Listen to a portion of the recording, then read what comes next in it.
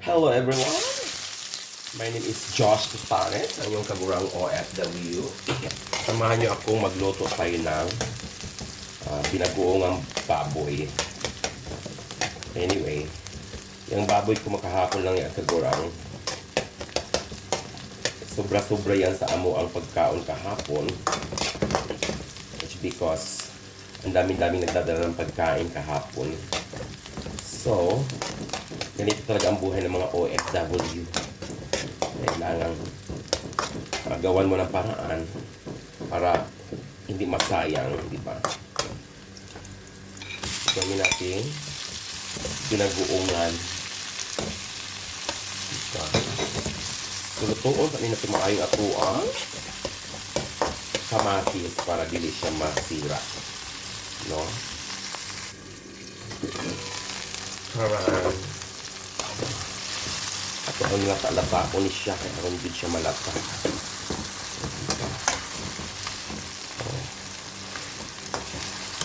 Ganito lang mga kagurang pagluto ng binagoong na para hindi siya masira. Lutuon din siya maayo ang ingredients. Kaya labi na tag-init din rin, no? So,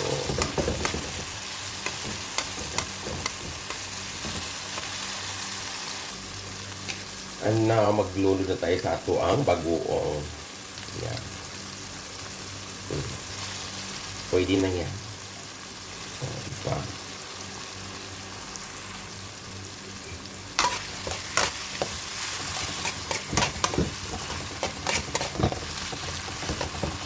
So, medyo maalat itong bagoong na ito. Kasi nasa bote siya. Ganyan lang naman bagoong ditong fresh sa Bahrain. So, made in Philippines ito. Lagyan natin ng kunting asukal. Ganyan din ba kayo magluto ng binagoongan, mga kaji? So, yan. Okay na yan.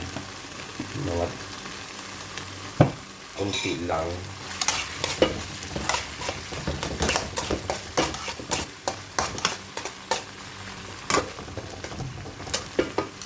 And now, inunod na natin ang ating baboy na sobra kahapon.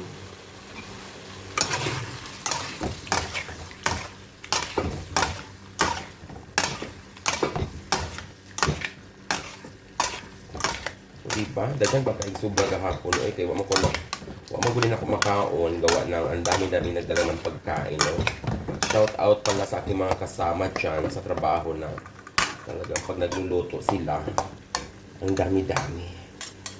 Kaya, talent, sinisave ko na lang yung adobo ko. Now, palambutin muna natin. And now, pagkain muna tayo sa ating mga alagang pusa. Yan. Kasi, ang arte-arte naman ng mga pusang to. Ayaw kumain na kayo ito. Sa inyo na lang to. Habang nagpalambot tayo ng ating ulam, ayan, pagkain muna tayo ng ating mga alaga. Taran, o diba? O.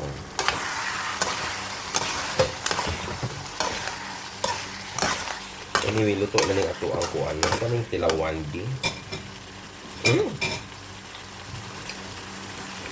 Tama lang. Lagyan natin ng bitchin. Kunting bitchin lang. Anyway, wala na ubusan ako ng sili. Masarap talaga sa ito kung may sili. Ilunod natin ang ating talong. Kaning akong talong, dagko kaning talong nga, sara ni kabuo. Yeah, ako lang ni siyang i-slice. Kamu magbinagoongan mo mga kagurang, maglagay din ba kayo ng talong? Lamig masagod kayo ng talong, eh? Ay, no, ko Maria Josep Santimaan sa tapos dito Cruciere Cross. Diba, oh. Ato sana siyang palutuon og maadyo.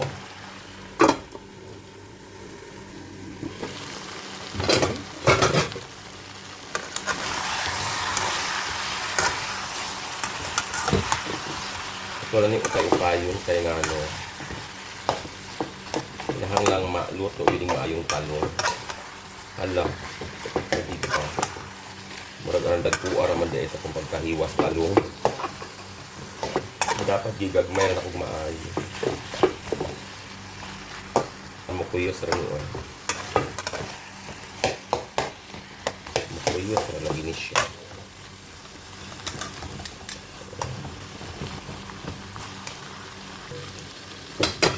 Ayun, ning kuyos na ang talong.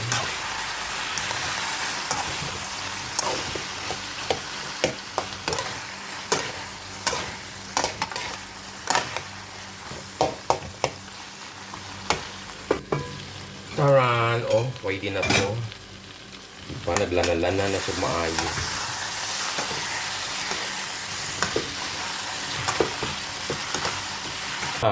Magprito tayo ng itlog. Oh. Diba, mga kagurang? Huwag kayong matakot sa itlog. Kahit everyday pa kayong kumakain ng itlog. Parang rice na lang natin to. Mag-reduce na lang sa rice. At itlog na lang ang pinaka-rice. Diba? Itlog is life. Sa ating mga kagurang, lalo na pag sa akin ditong isang labandera na hairstylist pa, masahista pa, kailangan ko rin to kasi ito yung pampalakas ko, ang itlog everyday. Ganyan lang, hindi masyado luto.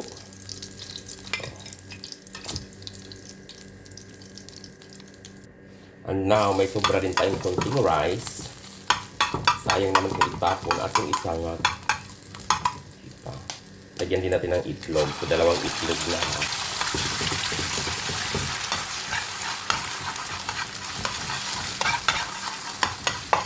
Okay.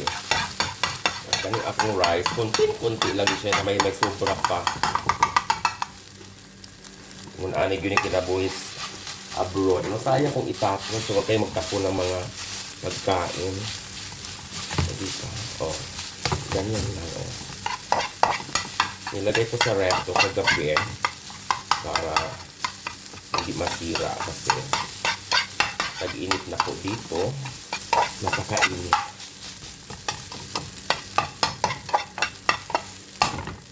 Takpan muna natin. Taran, o luto na siya. Pinangag na din siya, pinangag. Ayan. Taran, mamahaw ta.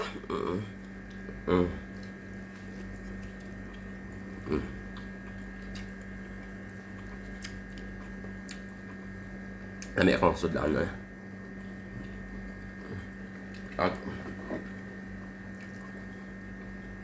meron pa akong black coffee.